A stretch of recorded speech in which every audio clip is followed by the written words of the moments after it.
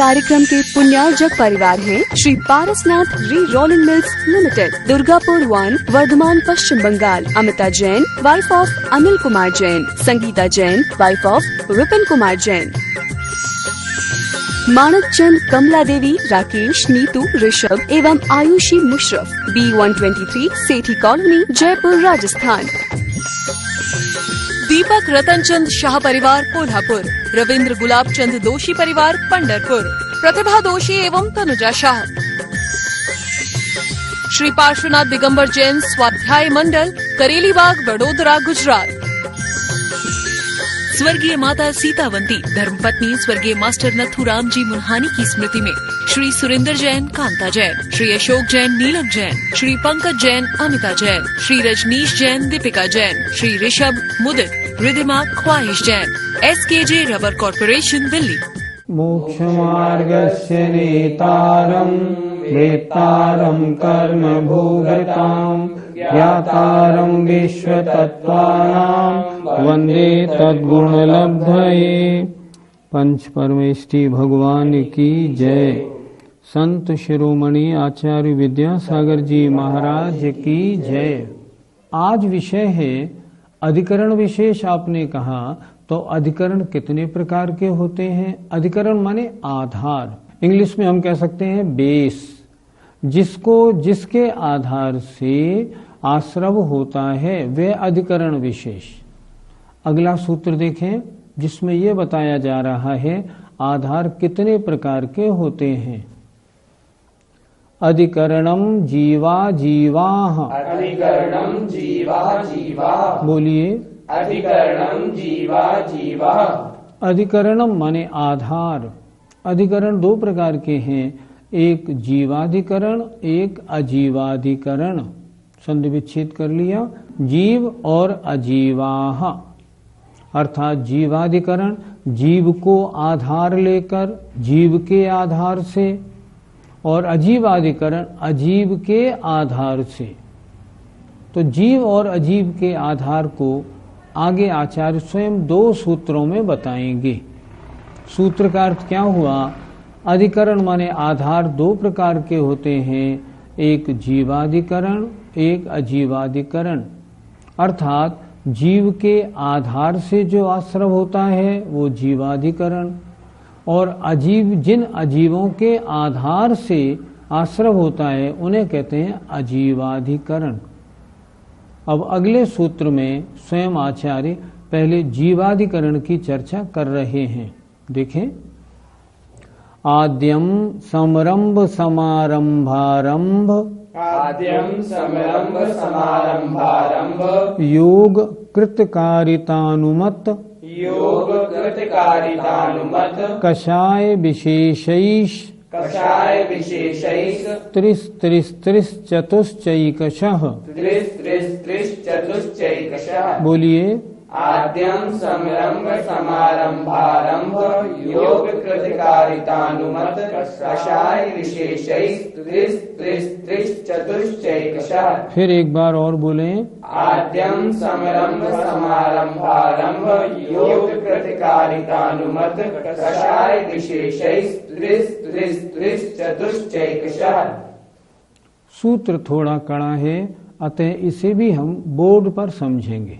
अधिकरण दो प्रकार के थे, एक जीवाधिकरण, एक अजीवाधिकरण। सूत्र कैसे बनाया? अधिकरणम जीव अजीवाः। तो पहले कौन सा लिखा? जीवाधिकरण। सूत्र देखें। आद्यम माने पहले वाला, पहले वाला मतलब जीवाधिकरण। समरंभ, समारंभ और आरंभ तीन। फिर समझें जरा। समरंभ, समारंभ और आरंभ तीन, और योग तीन, और कृत, कारित और अनुमत। कृत, कारित और अनुमत तीन, और कषाय चार। इनकी विशेषता से, जीवाधिकरण की बात हो रही है, इनकी विशेषता से, इनके भेद कितने कितने? 3 3 3 और 4 और एकशः अर्थात एक में एक मिलाने से कुल मिलाकर 3 गुणित 3 3 तिया 9 9 तिया 27 27 चौका 108 प्रकार का आद्यम माने पहला जीवाधिकरण होता है। जीव के जिन परिणामों को आधार करके आश्रव होता है वे जीवाधिकरण हैं और वे जीवाधिकरण 108 प्रकार के हैं। अब जरा इस सूत्र को समझते हैं। आद्यम पहला जीवाधिकरण, संरंभ, संरंभ माने किसी कार्य की योजना बनाना, समारंभ कार्य के लिए आवश्यक सामग्री एकत्रित करना, आरंभ कार्य प्रारंभ कर देना। जैसे मान लो शिविर लगाना है, योजना बनाई, समारंभ। शिविर लगाने के लिए क्या क्या सामग्री इकट्ठी करनी चाहिए, समारंभ। और शिविर प्रारंभ हो जाना, आरंभ। इसी तरह हर काम में पहले संरंभ, समारंभ, फिर आरंभ होता है। ये तीनों चीजें योग मन से, वचन से, काय से होती हैं। मन से योजना बनाना, वचन से योजना बनाना, शरीर से योजना बनाना। तो योग माने मन, वचन, काय। आगे बढ़े अपन। कृत स्वयं करना, कारित दूसरों से कराना, अनुमत करने वाले की अनुमोदना करना। 3 प्रकार। फिर देखें, कृत स्वयं करना, कारित दूसरों से कराना, अनुमत करने वाले की अनुमोदना करना। ये 3 प्रकार। आगे आया कषाय, 4 प्रकार की, क्रोध, मान, माया, लोभ। इस प्रकार 3 संरंभ, समारंभ, आरंभ, गुणित 3 योग मन वचन काय, गुणित 3 कृत कारित और अनुमत, गुणित 4 क्रोध, मान, माया, लोभ। इस प्रकार जीव के 108 प्रकार के परिणामों के आधार से आश्रव होता है।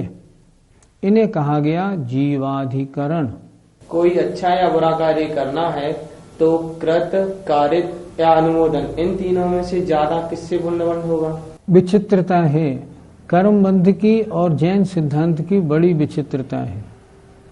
कहीं तो कहते हैं कृत में ज्यादा पुण्यबंध होगा, कहीं कहते हैं कारित में, कहीं कहते हैं अनुमोदना में। विशेषता किसकी है? परिणामों की।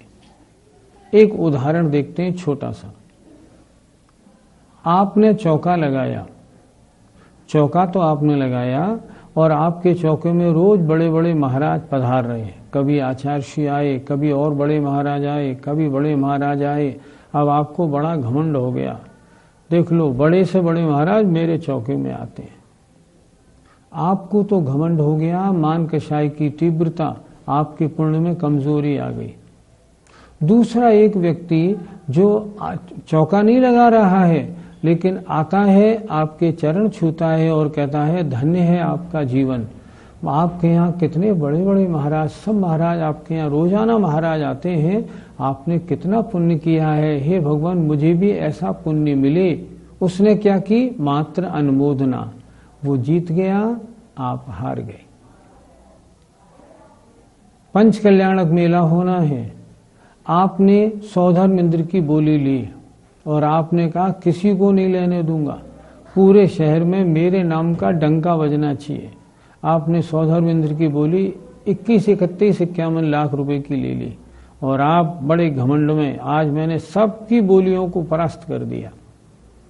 आपको अभिमान कितना, मान कषाय की वृद्धि कितनी, सोचिए। सामने वाला दूसरा व्यक्ति सोचता है देखो तो सही इस सेठ को, ये अपने रुपए का कितना अच्छा उपयोग कर रहा है, भगवान मेरे पास भी पैसा होता ना तो मैं भी सौधर्म इंद्र बनता।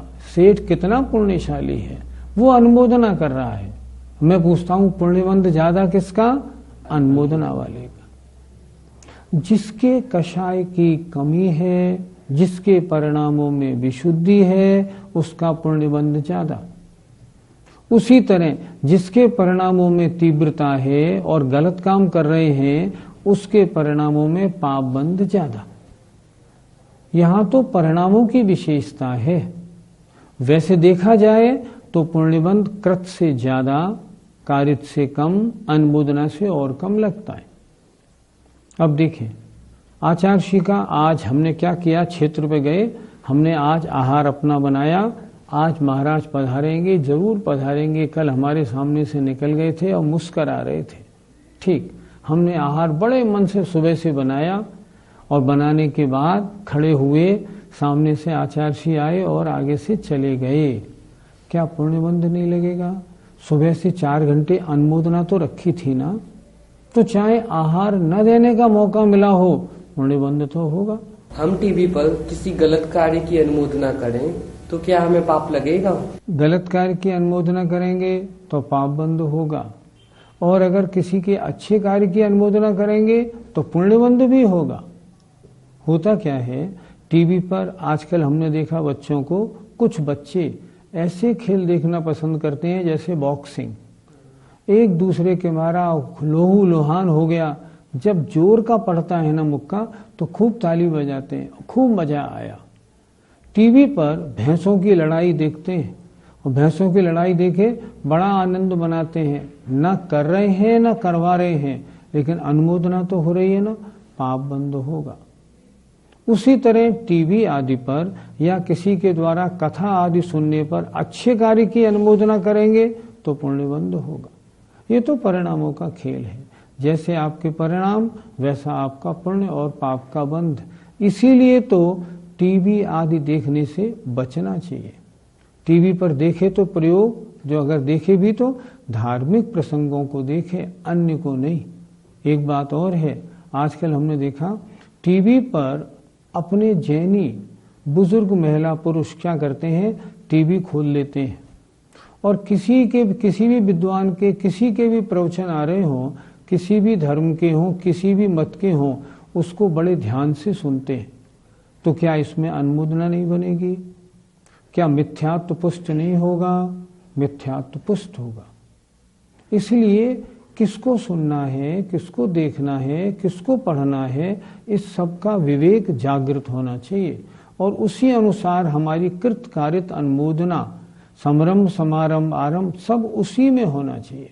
अगर ऐसा हम ध्यान रखेंगे तो हमारे पाप कम से कम आश्रव होगा, पुण्य का आश्रव ज्यादा होगा और विशेष होगा। अभी आपने कहा धार्मिक कार्यक्रमों को देखते हुए पुण्य मिलता है। अगर कोई चाय पान आदि करते हुए, बिस्किट खाते हुए या कोई अशुद्ध महिला धार्मिक कार्यक्रमों को देखे तो उसे पुण्याश्रव होगा या पापाश्रव? निश्चित रूप से पापाश्रव होगा। देखो, अशुद्ध महिला जो है उसको टीवी पर भी कभी भगवान का अभिषेक, आरती, पूजा, पंच कल्याणक मेले, साधुओं के, विद्वानों के प्रवचन, पाठशाला नहीं देखनी है। अशुद्ध महिला को नहीं देखनी है। अगर वो देखती है तो पाप बंद होगा। आचार्य श्री ने इस बारे में स्पष्ट एक दिन कहा था। बिल्कुल ठीक बात है। और अगर मान लीजिए कोई प्रोग्राम घर में हो रहा हो और हमारे कान में पड़ जाए तो क्या करें? उसको हम नहीं रोक सकते, लेकिन हमारी इंटेंशन नहीं होनी चाहिए। एक बार आचार्य श्री ने स्पष्ट कहा था, ये टीवी के प्रोग्राम, टीवी पर धार्मिक प्रोग्राम आने तो लगे हैं, पर जो लोग दुरुपयोग करेंगे ना, उनको पाप का बंध होगा। आचार्य श्री ने स्वयं कहा था। उन्होंने कहा था आजकल क्या हो गया, टीवी का प्रोग्राम आ रहा है, सामने बैठ गए, खाना भी खाते जा रहे हैं और अपने टीवी का प्रोग्राम भी देखते जा रहे हैं। ऐसा नहीं होना चाहिए। एक बार हमने आचार्य श्री को प्रश्न किया, महाराज भक्तामर स्तोत्र की कैसेट हमने लगा दी और लगाने के बाद हम खाना खाते रहें और कुछ करते रहें, तो हमने कार में आपके प्रवचन की कैसेट लगा दी और कार अपनी आगे चल रही है तो कैसा लगेगा? आचार्य श्री ने कहा था, आपने किसी की कैसेट प्रवचन की लगा दी है और उस कैसेट लगाने के बाद अगर आप पूर्ण मनोयोग से उस कैसेट को नहीं सुन रहे हैं, कैसेट तो आपने लगा दी और आप बातचीतों में लगे रहे, तो उस कैसेट का अपमान माना जाएगा, पाप बंद होगा। भक्तामर स्तोत्र तो लगा दिया और आप अपनी गपशप में लगे रहे तो पाप बंद होगा। कैसेट लगाने के बाद आप उस तरह बैठ जाइए अपनी कार में जैसे साक्षात प्रवचन सुन रहे हों, तब तो उस गुरु या उन मुनि महाराज का और उस प्रवचन का सम्मान है, अन्यथा अनादर है। ऐसा बिल्कुल नहीं होना चाहिए। जब भी टीवी पर धार्मिक प्रोग्राम सुने या देखें, उस समय पूर्ण मनोयोग के साथ बैठें और बैठने के साथ उसको सुने, तब पुण्यबंध का कारण है, अन्यथा नहीं। यदि कोई व्यक्ति 5 दिन या 10 दिन का उपवास करता हो, या अगर दूसरा कोई व्यक्ति 1 दिन का भी उपवास ना करता हो, तो उसको क्या करना चाहिए, क्या सोचना चाहिए? चाहिए तो उसको ये कि जो 10 दिन और 5 दिन का उपवास करता है उसकी अनुमोदना करे। मुझे भी अगर वीर्यांतराय का क्षयोक्षम हो जाए तो मैं भी ऐसे उपवास करूं, क्या बताऊं, 1 दिन का भी उपवास करता हूं तो मेरी तबीयत खराब हो जाती है। ऐसा सोचे, अपने पाप कर्मों की निंदा करे, भगवान से प्रार्थना करे, प्रभु ऐसी शक्ति दो जो मैं तप और उपवास में कर सकूं, मेरा शरीर उस योग्य हो जाए। ये करना चाहिए। ऐसा नहीं कि सामने वाले से कोई ईर्ष्या भाव हो जाए कि हम 3 दिन का करते हैं, समाज में हमारा सम्मान नहीं, ये 10 दिन 5 दिन का करते हैं, इनका सम्मान होता है, ऐसा नहीं। 10-5 दिन का उपवास करने वालों का और अनुमोदना होनी चाहिए। अनुमोदना करने से पुण्य का बंध होगा। आजकल बहुत सी महिलाएं वक्तंबर आदि की कैसेट लगाकर और घर इत्यादि के कार्यों में लग जाती हैं, तो उनके लिए पाप बंद होगा या पुण्य बंद? पुण्य बंद कैसे होगा? उपयोग कहाँ है? घर गृहस्थी के कार्यों में। और आपने भक्तामर या तत्वार सूत्र की कैसेट लगा दी, ये तो भक्तामर और तत्वार सूत्र का अनादर हुआ। भक्तामर तत्वार सूत्र की कैसेट का उपयोग क्या है? उपयोग यह है, कोई बीमार है, उठ बैठ नहीं सकता, आप और वो कहे मुझे भक्तामर सुनना है, आप उसके पास भक्तामर स्तोत्र की कैसेट लगा दें, ये उसका सदुपयोग है। उसके पास तत्वार सूत्र लगा के उसको पूरा सुनने दें, ये उसका सदुपयोग है। और वो भी उसको मन लगा के सुने, यहाँ तक मन लगाए कि जब तक वह भक्तामर स्तोत्र तत्वार सूत्र पूरा नहीं हो जाए तब तक उसे कोई देखने नहीं आए, किसी से बोल चाल कुछ भी नहीं करे। मन में संकल्प बना ले, जब तक ये स्तोत्र चल रहा है ना, तब तक मैं ना दवा लूंगा, ना पानी लूंगा, कुछ नहीं लूंगा। तो अगर बीमार है तो भी महान पुण्यबंध होगा, क्योंकि उसके मन की एकाग्रता बनी है। इसलिए ऐसा कभी नहीं करें, तत्वार सूत्र भक्तामर की कैसेट लगा दी और कपड़े धोने, नहाने, खाना बनाने में लग गए, ये उपयुक्त नहीं। हाँ, एक बात जरूर है, तो फिर खाना बनाते समय हमें कैसी कैसेट हम चला सकते हैं? सुनो, भजन चलाओ, मेरी भावना, बारे भावना, वैराग्य भावना, इनको भजने दो। लेकिन आचार्यों के जो वचन है ना, भक्तामर स्तोत्र, तत्वार सूत्र, समय सार आदि का पाठ, आचार्य श्री के प्रवचन आदि ने इनको नहीं चलाएं। हाँ, भजन लगाएं, आराम से, परिणाम अच्छे होने चाहिए, इसमें कोई बुराई नहीं। इसलिए इन बातों का ध्यान रखना चाहिए। अधिकरण 2 प्रकार का था, जीवाधिकरण और अजीवाधिकरण। जीवाधिकरण के 108 भेद हमने समझे। आइए अब अजीवाधिकरण के 11 भेदों को समझते हैं। अजीव मतलब जो अजीव वस्तुएं हैं उनके आश्रय से जो आश्रव होता है वो अजीवाधिकरण, उनके आधार से। सूत्र देखें, निर्वर्तना, निक्षेप, संयोग, निसर्गा, द्विचतुर्द्वित्रिभेदा परम।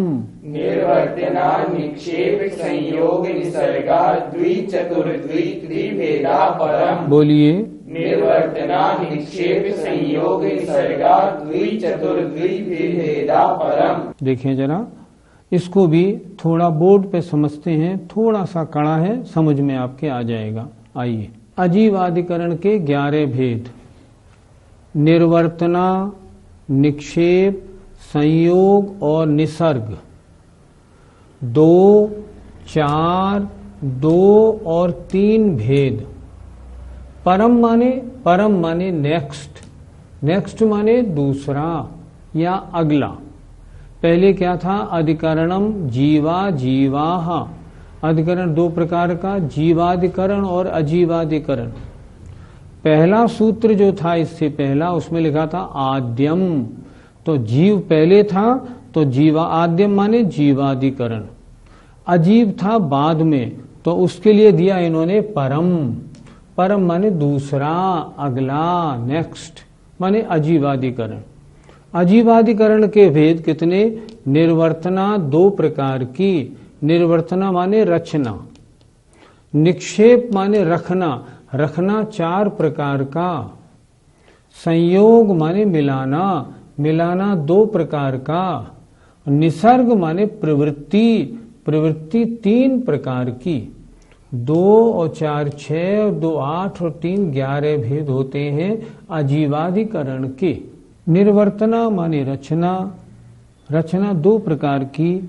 मूल गुण निर्वर्तना अर्थात शरीर, वचन, मन, श्वासोच्छ्वास आदि की रचना करना। उत्तर गुण निर्वर्तना लकड़ी का, चित्र का, पाषाण का कोई वस्तु आदि बनाना, और उसके आश्रय से अगर परिणामों में जो तरह तरह के भाव आते हैं वह निसर्ग नाम, वह निर्वर्तना नाम का अजीवाधिकरण है। जैसे आजकल क्या हो रहा है, दावतों में जाए ना तो वहां सलाद रखी है, सलाद वो मछली की स्टाइल का बना देते हैं। लोग जाते हैं चक्कू से उस मछली के स्टाइल को काट के खाते हैं, तो ये अजीवाधिकरण है। अजीव के आश्रय से होने वाला पाप। सामने एक कपड़ा लाए, उस कपड़े में तरह तरह के जीव जंतु बने हैं, अगर उस कपड़े को आप काटते हैं तो ये अजीवाधिकरण है। क्यों? उनके काटने से पाप लगता है।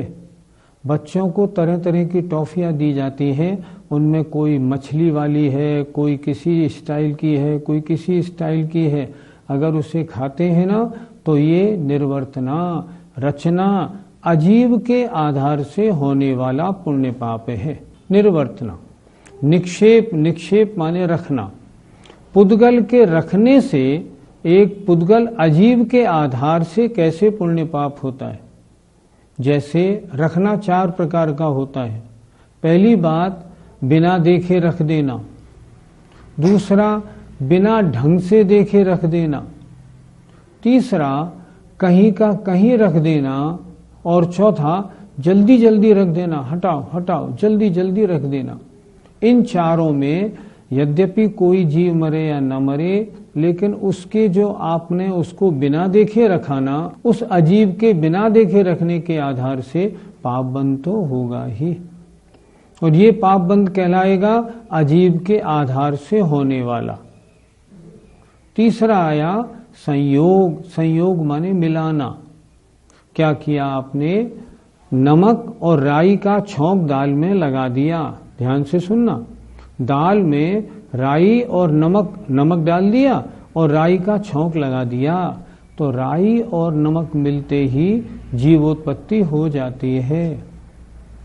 दही और गुड़ को मिला दिया, इनके मिलाने से जीवोत्पत्ति हो जाती है। ये क्या है? संयोग, अजीब।